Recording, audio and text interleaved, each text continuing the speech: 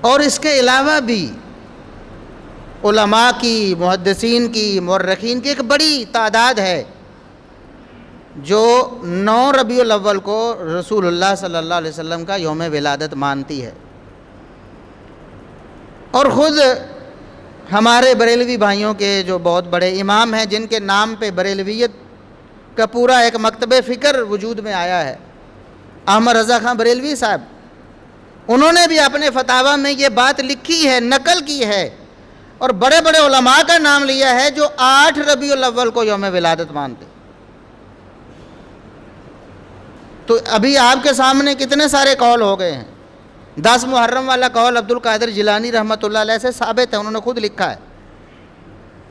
9 ربیع الاول کا قول بہت سارے مورخین کا ہے۔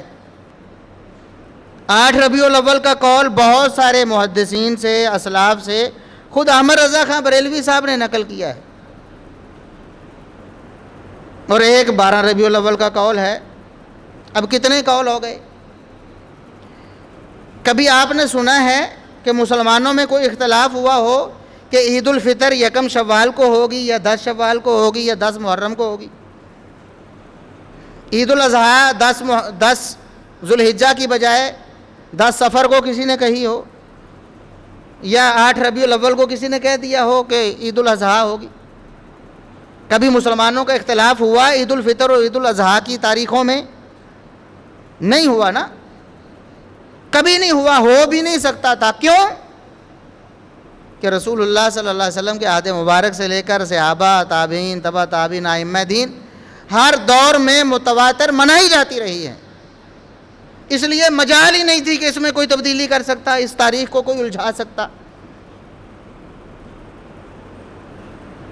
اور جو کبھی منائی نہیں گئی تھی اس میں تو اختلاف ہونا تھا۔